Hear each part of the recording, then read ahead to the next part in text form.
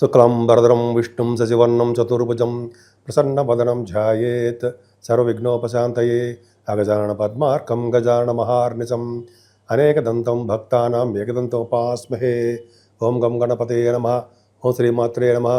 ఓం శ్రీ గురుభ్యో నమః. ఈ టీవీ వీక్షిస్తున్నటువంటి ప్రేక్షకులందరికీ కూడా పేరు పేరున నా హృదయపూర్వక నమస్కారాలు.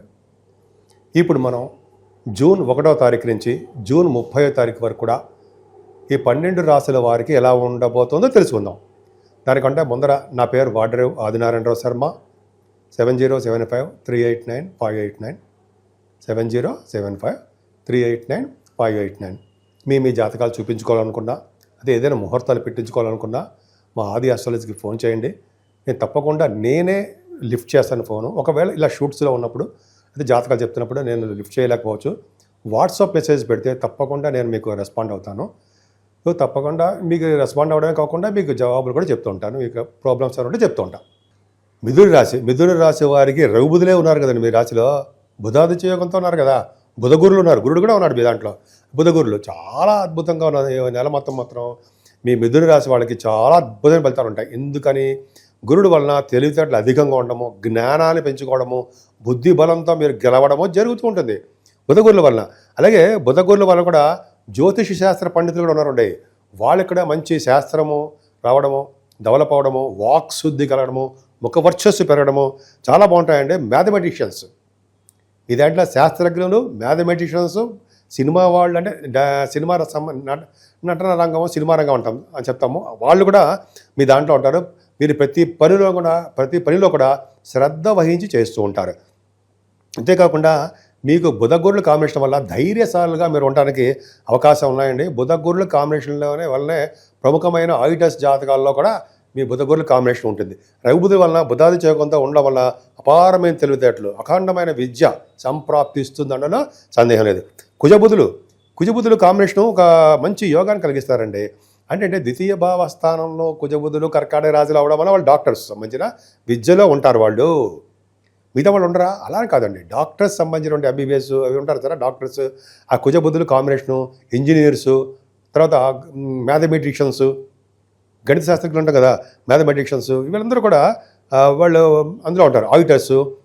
కుజబుధులు కాంబినేషన్ ఉంటే చాలా బ్రహ్మాండంగా విద్యలో బాగా రాణిస్తారని అర్థమైపోతుంది.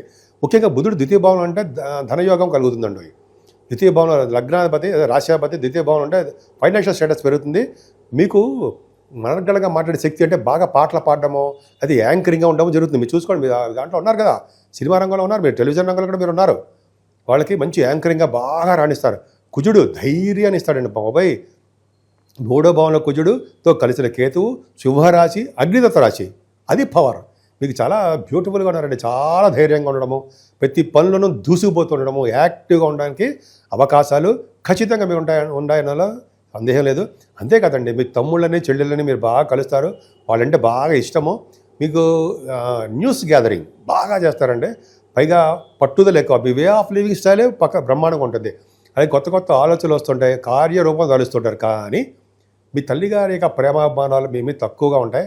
అంటే మీ మీద తక్కువగా ఉంటాయని కాదు, ఆవిడికి ఆరోగ్యం బాగుండదని చెప్తున్నాను. కొద్దిగా హెల్త్ ఇష్యూస్ రావడానికి, మెడిసిన్స్ వాడడానికి, కాళ్ళు నొప్పులను, మోకాళ్ళ నొప్పులను, చిన్న ఇబ్బందులు కావడానికి ఆవిడకి అవకాశం ఉంది. కొంచెం జాగ్రత్తగా చూసుకుంటే సరిపోతుంది.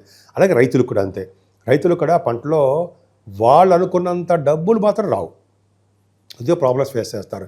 అలాగే మీరు కూడా భూములను, వాహనాలను, గృహాలు కొనుక్కుందామని అనుకుంటారు, కానీ అంత సక్సెస్ఫుల్గా మాత్రం ఏముండదు. కానీ మీ ఇంట్లో శుభకార్యాలు చక్కటి కొడుకు పుడతాడుండే, అద్భుతం. చాలా అంటే గురుదృష్టి పంచమస్థానం అనుకుంటే చక్కటి మంచి కొడుకు పుడతాడని, అబ్బాయి కుమారుడు పుడతాడని, అంతేకాకుండా మీ కుమారుడు మీ దగ్గరే ఉంటాడని, అయితే ప్రేమాభిమానాలు మీ కుమారుడు మీద, అంటే పుత్ర సంతానం మీద. అలాగే పుత్ర సంతానం ఎందుకు చెప్తుందంటే గురు ప్రభావం వల్ల చాలా అమోఘంగా ఉంటుందని చెప్పొచ్చండి. అంతేకాదండి, మీరు రచయితలు కదా, సినిమా రంగం వాళ్ళు, మీరు రచయితలుగాను, కవులుగాను మీరు బాగా నేమ్ అండ్ ఫేమ్. అసలు మీకు చెప్పక్కర్లా, నేనే చెప్పక్కర్లా, మీకే తెలుసా. నేను బాగా రాణిస్తారు, ఫైనాన్షియల్ స్టేటస్ పెంచుకుంటారు. మరి మాకేం లేవా? మాకంటే స్పోర్ట్స్ రంగంలో ఉన్న వారికి చక్కగా ఉన్నాయండి. ప్రైజెస్ కూడా కొడతారు మీరు, బ్రహ్మాండంగా ఉంటుంది. మరి స్టాక్ మార్కెట్ వాళ్ళ సంగతి, మా సంగతి ఏంటి అని అడుగుతారు. స్టాక్ మార్కెట్లో వాళ్ళు ఇక్కడ ధనప్రాప్తి కలుగుతుంది. బాగా వాళ్ళకి ఏంటంటే లాసులు తక్కువ, లాభాలు ఎక్కువ. ఎందుకంటే వాళ్ళు ఆల్రెడీ వాళ్ళు ఎక్స్పీరియన్స్డ్ పర్సన్స్ కాబట్టి బ్రహ్మాండంగా ఉంటుంది. ఏదేమైనా గురు ప్రభావం మాత్రం చాలా బ్యూటిఫుల్గా సప్తమ స్థానంగా ఉండడం వల్ల సప్తమ భావం చాలా ఫ్లరిషింగ్ అయిపోయిందండి. అంటే ఏంటి అంటే మీ మీ అంటే జనరల్గా మీ ఇంట్లో వివాహాది వేడుకలు జరుగుతాయి. భార్యాభర్తలు కలిసి అనురాగ దాంపత్య జీవితం ఉండడానికి అవకాశాలు ఎక్కువ. భార్యాభర్తలు ఇటేమో పుత్రులు కలిసి ఉంటే ఇంకేం కావాలండి? ఆనంద జీవితం అదే కదా, కుటుంబమే కదా. కుటుంబమే వృద్ధి కలగాలి కదా. అంటే కరెక్టే, భార్య గారు కలుస్తారు, భర్త గారు కలుస్తారు, లేకపోతే పిల్లలు కలుస్తున్నారు. ఇంకేం కావాలి? అదే కావాలి మీకు. సరే, అది పక్కకు పెడదాం. ముఖ్యంగా సప్తమ స్థానానికి గురుడు చూడడం వల్ల కూడా వ్యాపార అభివృద్ధి ఉంటుందండి. వ్యాపార వృద్ధి అంటే బహుశా ఈ ఫుడ్ బిజినెస్ చేస్తుంటారు, మీరు వస్త్ర వ్యాపారాలు చేస్తుంటారు, స్టేషనరీ బిజినెస్ చేస్తూ ఉంటారు చాలామంది. అలాగే కొంతమందికి ఏమో బంగారం, ఈ వ్యాపారాలు ఉంటాయి, వాళ్ళు అద్భుతంగా రాణిస్తుంటారు, డౌటే లేదు. ఇంకా ముఖ్యంగా చెప్పాలంటే భాగ్యస్థానంలో ఉన్న రాహు ఉన్నాడు జరా, మిమ్మల్ని ఫ్లైట్ లెక్కించి విపరీతంగా తిప్పేస్తూ ఉంటాడు. అంటే అందరికీ కాదండి, వాళ్ళ ప్లానింగ్ ప్రకారం ఉంటుంది. విదేశాలకు వెళ్తారు, హయ్యర్ ఎడ్యుకేషన్ వస్తుంది, రాజకీయ రంగంలో పదవులు వస్తాయి. రాహు వల్ల దశమస్తలు వస్తాయి. దశమల శని గురించి చెప్పుకుందాం. రాహు వల్ల ఖచ్చితంగా మీరు తీర్థయాత్రలు చేస్తారు, ఫారిన్ కంట్రీస్ వెళ్తారు, ఉన్నతమైన చదువులు. డాక్టర్ కుంభరాశిలో కనుక రాహు ఉంటే, జనరల్గా దశమభావం అయి ఉంటే డాక్టర్స్ వృత్తిలో కూడా బాగా నేమ్ అండ్ ఫేమ్ వచ్చి తీరుతుంది మీకు. ఇలా చెప్పుకుంటూ వెళ్ళిపోతే చాలా ఉంటుందండి. రాహు ప్రభావం అనేది అమోఘంగా ఉంది మీకు. అలాగే పొలిటికల్ రంగంలో కూడా బాగా రాణిస్తారన్న కారణం కూడా అదే. ఆటోమొబైల్ ఇండస్ట్రీస్, ఫార్మా రంగం, సిమెంట్ అని అంటాం కదా, కోల్, వాటిలో కూడా బ్యూటిఫుల్గా రాణిస్తారు. దశమశని ఏం చెప్తా ఉంటే మనం గంగా స్నానం చేయించడంలో మొట్టమొదటి వాడు ఆయనే. 2.5 సంవత్సరాల పాటు ఉంటాడండి ఆయన. మీకు 2.5 సంవత్సరాల పాటు ఖచ్చితంగా మీరు గంగా స్నానం చేయకపోతే అని అడగండి. 2.5 సంవత్సరాలు ఎందుకంటే ఆయన శని బ్రహ్మాండంగా ఉంటాను, మీరు చేస్తారు. అంతేకాదండి, స్నానమే కాదు, ముఖ్యంగా ఆ దశమంలో మీకు శని కూడా అంత మంచివాడు కాదు. ఎందుకంటే కంటక శని అంటాం, అయినప్పటికీ 9th హౌస్ లార్డ్ కూడా అయ్యాడు కాబట్టి మంచి చేస్తాడు. ఏం చేస్తాడు? సాఫ్ట్వేర్ రంగ ఉద్యోగస్తులకి చాలా అద్భుతమైన ఉద్యోగం ఇస్తాడు, ప్రమోషన్స్కి వస్తాయి. గవర్నమెంట్ ప్రొఫెషన్లో ఉండడానికి అవకాశాలు ఎక్కువ. ప్రభుత్వ రంగ సంస్థల్లో పనిచేస్తారు, ప్రమోషన్స్ వస్తూ ఉంటాయి. శనీశ్వరుడు కదండి, పైగా ఉన్న ఊరు నుంచి దూర ప్రాంతాలకి వెళ్తారు, జీవనోపాధి కోసం ఫారిన్ కంట్రీస్ వెళ్తారని దశమశని చెప్తూ ఉంటాడు. మీకు ఆడు జాతకంలో చూసుకోండి, చెప్పేది తప్పవదు. ఎందుకంటే నేను చెప్పేది తప్పవదు కాదు, శాస్త్రాల్లోనే తప్పవదు. దశమశని అనేది ఖచ్చితంగా మంచి చేస్తాడండి ఆయన. పైగా మిథున రాశి వాళ్ళకి 9th హౌస్ లార్డ్ కూడా అయ్యాడు. సరే, మరి మీ రాష్ట్రాధిపతి లాభంలో లేడు, అమ్మ బాబాయ్ శుక్రుడు. మీరు రాష్ట్రాధిపతి కాదు, మంచి అద్భుతమైన కారకుడు శుక్రుడు 11వ భావంలో ఉండడం వల్ల సినిమా రంగంలో ఉన్నవారికి, అలాగే ఏ వ్యాపారం చేసినా సరే, బట్టల వ్యాపారం కానీ ఎటువంటి వ్యాపారాలు చేసినా వ్యాపారాభివృద్ధి ఉంటుంది. ముఖ్యంగా వస్త్రాలు, ఆభరణాలు, వాహనాలు కొనుక్కుంటారు. భాగ్య రాజ్య లాభస్థానాలు 9, 10, 11 స్థానాలు ఎంత బ్యూటిఫుల్గా ఉన్నాయండి మీకు. మిథున రాశిలో ఇంతకుముందు చాలా ప్రాబ్లమ్స్ ఉండేవి. రఘుబుధుల గురించి చెప్పాలండి. 12వ భావంలో రఘుబుధులు ఉంటే మీరు ఎక్కువగా దైవ దర్శనాల కోసం డబ్బులు ఖర్చు పెట్టేయడం, అలాగే పుణ్యక్షేత్ర దర్శనాలు, దేవుడు అంటే చాలు, అలాగే తిరుపతి అని అదే ఎటువంటి క్షేత్రాలైనా దర్శనాలు చేసేసుకుంటూ ఉంటారు. విష్ణు దర్శనాలు, అలాగే శివుడి యొక్క దర్శనాలు మీకు ఎక్కువగా జరగడానికి అవకాశం ఉంది. ఎంత డబ్బు ఖర్చు పెడతారో అంత నిల్వ చేయడం కూడా రఘుబుధుల వల్లనే వస్తుంది. అంత బాగుంది చూడండి. ఆ రఘుబుధులే ఫైనాన్స్ సంబంధించిన వాటిలోనూ మీకు బాగా రాణించడము, అలాగే వేదశాస్త్ర అభ్యున్నది కూడా మీ గురుడు రాశిలో ఉన్నటువంటి గురుబుధుల వలన ఇట్లాగా మీకు చాలా అద్భుతమైన ఫలితాలు ఈ జూన్ మొత్తం కూడా బ్రహ్మాండంగా ఉంది. ఇంకా చెప్పాలంటే మీరు పూజించవలసిన దేవుడు వినాయకుడు అండి. విఘ్నేశ్వరుడు పూజించండి. 14వ తారీఖు సంకటహర చతుర్థి అంటాం మనం. ఆ రోజు వినాయకుడిని గరిగితో పూజించండి. అలాగే 30వ తారీఖున సుబ్రహ్మణ్యేశ్వర స్వామి స్కంద పంచం అంటాం. ఆ ఇద్దరిని పూజించడం వల్ల సకల శుభాలు కలగడమే కాకుండా అమ్మవారిని పూజించాలి, రాహు ప్రభావం ఉండకుండా ఉంటుంది. సో ఈ విధంగా చేసుకోవడం వల్ల చక్కటి శుభఫలితాలు ఉంటాయి. పైగా మీకు మీరు కాలసర్పదోషంలో రాహుకేతులు ఉన్నారు కాబట్టి కాళహస్తి ఒకసారి దర్శించుకోండి. అయితే మీ ఊళ్ళోనే రాహుకేతులు పూజ చేయించుకుంటే సర్వశుభాలు కలుగుతాయి. జూన్ నెల మొత్తం కూడా 3 గ్రహాల ప్రభావం ఉంది. ఒకటి శనీశ్వరుడు ప్రభావం మీనరాశిలో ఉండడం, నీటి వలన గండాలు, అలాగే ఫైర్ సంబంధించిన వ్యవహారాలు ఉండము, పిడుగుల వలన గండాలు ఉంటాయి.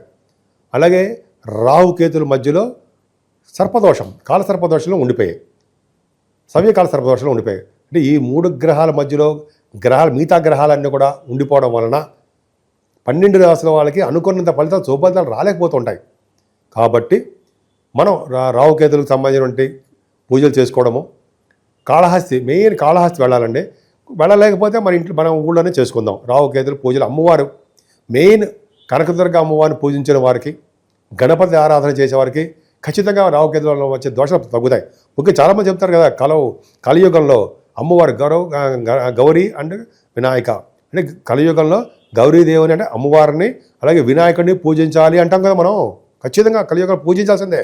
ఎంతమంది దేవుడిని పూజించినా సరే వినాయకుడిని అమ్మవారిని పూజ చేయకపోతే ఆ ఫలితం ఉండదు కలియుగంలో. గుర్తుపెట్టుకోండి, నేను చెప్పేది కాదండి, శాస్త్రం చెప్తాను, అదొకటి చేయించాలి. అలాగే శనీశ్వరుడికి తైలాభిషేకాలు బాగా చేసుకోవాలండి. చేసుకోవడం వల్ల మీకు బాగా కలిసి వస్తుంది. ముఖ్యంగా ఆంజనేయ స్వామి వారిని, వెంకటేశ్వర స్వామికి దీపారాధన చేయడం, అఖండ దీపారాధన ధ్వజస్తంభం దగ్గర శనివారం. అలాగే శివుడికి అభిషేకాలు చేసుకుంటే సకల దోషాల పరిహారం అవుతాయి. ముఖ్యంగా 14వ తారీఖుని సంకటహర చతుర్థి అని వస్తుంది. ఆ రోజుని వినాయకుడిని గరికెతో పూజించిన వారికి సకల శుభాలు, 12 రాసుల వారికి కూడా శుభాలు జరుగుతాయి. అంతేకాదండి, 23వ తారీఖున మాస శివరాత్రి ప్రదోష కాలంలో అంటే ఈవినింగ్ టైంలో స్వామివారికి అభిషేకాలు చేయించుకున్నా, అది పూజ చేయించుకున్నా మీ గోత్రనామాలతోటి 12 రాసుల వాళ్ళకి శుభఫలితాలే దక్కుతాయి. అంతేకాకుండా 30వ తారీఖు స్కంద పంచమి అని వస్తుందండి. అంతేకాకుండా ఈ నెల నుంచి గురుమూఢమి కూడా ఉంది. అది కొద్దిగా మంచి ముహూర్తాలు ఏమి ఉండవు. సరే, 30వ తారీఖు మాత్రం స్కంద పంచమి వస్తుంది కాబట్టి సుబ్రహ్మణ్యేశ్వర స్వామిని అత్యంత బాగా పూజించాలి కాబట్టి సుబ్రహ్మణ్య స్వామిని పూజ చేసుకుంటే మంచిది. సో ఈ విధంగా మీరు మీకు ఇష్టమైన దేవుడు ఎవరు అని ఉంటే ఆ దేవుడికి పూజించండి. మరింత శుభఫలితాలు వచ్చి తీర్థంలో ఏమాత్రం సందేహం లేదు. మీకు సంపూర్ణమైన ఆయురారోగ్యాలతో ఉండాలని, అష్టైశ్వర్యాలతో ఉండాలని నేను మనస్ఫూర్తిగా కోరుకుంటున్నాను.